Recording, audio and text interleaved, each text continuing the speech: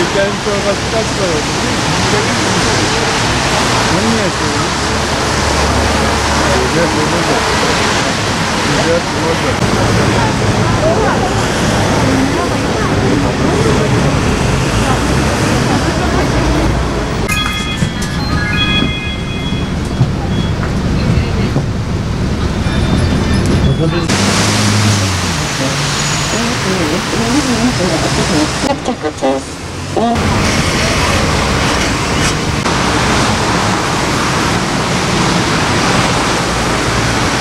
Vallahi akaryakıt zamı Türkiye'de en fazla etkilenen halk otobüsleri, dolmuş bunlar. Yani dolmuşun halk otobüsünün ettiği bir zararı taksi veyahut da servisler o kadar zarar görmez. Muhakkak arkadaşlarımız da etkilenmişlerdir. Çünkü niye dersen bir taksi, servis kontağı vurursa bil ki işe gidecek. İşe giderken bu adam para kazanmaya gidiyor sonuçta. Müşteri olmazsa kontağı vurmaz, arabasını çalıştırmaz, zarar etmez.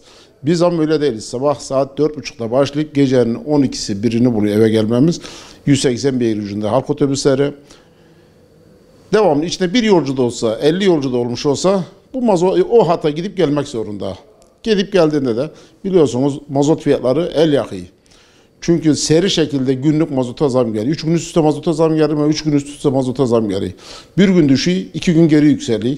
Yani bundan dolayı bizim esnafımız çok sıkıntıda. Bildiğiniz gibi değil. Yani arabalarda artık petrolcü 50.000 TL, 100.000 TL, 200-250.000 TL borcu olan esnafımız var. Allah razı olsun petrolcüler yani idare etti adamlar ama şimdi artık onlar da idare etmiyorlar. Borca vermiyorlar. Peşin para, kredi kartını kabul etmiyor artık. Diyor ki dayanacak gücüm kalmadı benim diye. O adamlara da hak verik ama biz çok sıkıntıdayız. Bunun yanında mazotun haricinde, mazotu hatta şunu da diyebilirim. Mazota bir yıl içinde %200 zam geldi.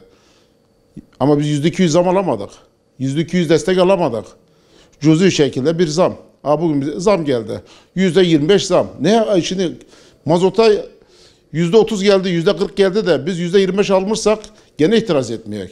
Ama %100 mazota zam geldi. Sonra %50, %200'lere çıktı mazotun zamı. Bundan dolayı çok sıkıntıdayız biz. Vallahi bize %25 zam verildi.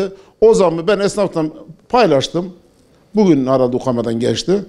Paylaştım. Esnafın hiçbir tanesi memnun değil. Çünkü gideri alabildiğine fazla. Bizim arabamızın dolarla ne ilgisi var dersen dolardan tamamen ilgisi var. Euro'dan tamamen ilgisi var. Arabamızın motoru Amerikan, dolar, diferansiyeli, şanzımanı, diğer aksamları, lastikleri Alman. O da Euro bazında. Şimdi bunlar nasıl edeceğiz biz?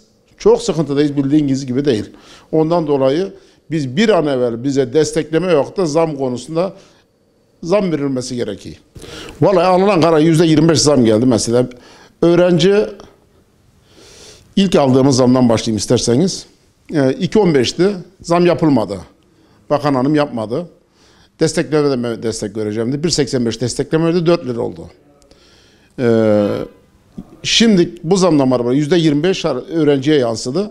Şu an için bizim elimize geçen 4 lira oldu. Yani 1.85'ten beraber. Şu an için 4.5 oldu öğrenci. Öğrenci cebinde çıkar 2.70.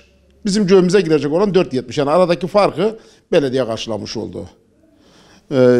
O şey indirimli 4.400'dü. 4 lira 4 kuruştu. Şimdi 5 lira 25 kuruş oldu. Tam 4.40'tı. 5.5 oldu. 110 kuruş zam gelmiş oldu. Ama dediğim gibi yani burada bizim demek istediğimiz mazota aldığımız günden yani ocağın 15'inden bugünün arasında %95 zam yapıldı. Dolar 12.800 13.000 arasındaydı. 14.800 oldu. Şu an görüyorsunuz. Az önce saydığım gibi bizim her şeyimiz mazot. Parçalarımız, demir, lastiğimiz bizi çok etkili. Bu da dolar bazında. Şimdi bundan dolayı %95 mazota zam gelip de %20'si çekilince mazot düşmüş gibi hissedilmiyor bu bizde.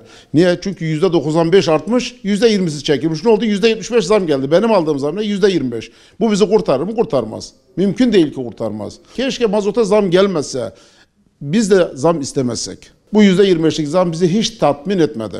Ya devlet destek verecek, belediye desteğini artıracak. Bak sağ olsun bakan hanım bize giden dönem destek verdi. Biz bizi kurtardık dedik. Sevindik. Ama bir baktık ki mazota %95 zam gelince bizim aldığımız zam uçtu, cebimize girmeden uçtu. Bağlandı arabaların bir kısmı. Bizim 25-30 tane arabamız bağlı şu an. Neden? Hiciz. Adam mazot parasını ödeyememiş. Vergisini ödeyememiş. O adam para kazanamadığı için. Ya bu adamın da ev ihtiyacı yoktur mu sonuçta? Markete gitmeyeyim bu adam gideyim. Diğer herkes bir vatandaş gibi bizim de yani çocuk okuttuk. Efendim evimizi geçindirik. Bunları ödemediği takdirde bir bakıyorsun adama kapısına hiciz dayanmış. Valla olumsuz yönde bakıyorum. Çünkü zaten her şeye zam geldi. Bize zam gelmesi çok kötü. O zaten cebimizde para yok. Dolmuş kartı hatta makineler bile 5 lira almıyor artık büfeden yüklemezseniz. Günde 2 defa biniyoruz. 2.15 falandı. 4 lira 4.25 yapıyor. Bir haftaya çarptığımızda onunla 40 liraya yakın bir para yapıyor. Haftalık 100 lira alan birisi için elinde 60 lira kalıyor. 60 liraya da karın doyurması ve diğer masraflara karşılamak çok zor bence. Bunun geri alınması daha doğru olabilir. Yani öğrencilere zam yapılmaması çok daha doğru olurdu. Özellikle günümüz şartlarında Türkiye'de. Her geçen gün zaten zamlanıyor. Artık alıştık yani duruma. Muhtemelen bu diğer alanlarda yapılan zamlardan dolayıdır. Yani bize olumsuz yansıyor yani. Otopark nakliye kullanıyor musunuz? Evet. Nasıl etkilenecek misiniz? İlla ki yani. Üstüne herhalde aileye bağımlıysanız daha da etkileniyorsunuz yani. 5,5 olur mu abi? Yazık yani bu millet gerçekten. Ya %25 çok, gerçekten çok yazık yani. Bu 5,5 çok fazla. Petrol fiyatları 23'te 18'e düştü. Niye artırıyorlar onu anlamadım yani. Nasıl bulacağım zaten yeterince zamlı zaten. Şimdi üzerine bir zam daha gelince ondan da vazgeçeceğiz. Yürüyerek gideceğiz artık. Yapacak bir şey yok yani. Her gün geliyor %25 zam. Dolmuşçu ne yapsın? Emekliye %25 zam beyi. %25 dolmuşa gelmiş çok mu? Yakıt biraz daha düşerse biz de rahatlarız. Çünkü halka da bir şey diyemiyoruz. Halk çünkü şu an çok tedirgin. 5,5 derdimiz ay yine mi zam geldi? Ama parçalar pahalandı. Şoför maaşları öylesine durak aidatlarını çıkaramıyoruz. Yani baya bir perişanız ama şu zamın üzerine inşallah iyi olacak diye biliyoruz.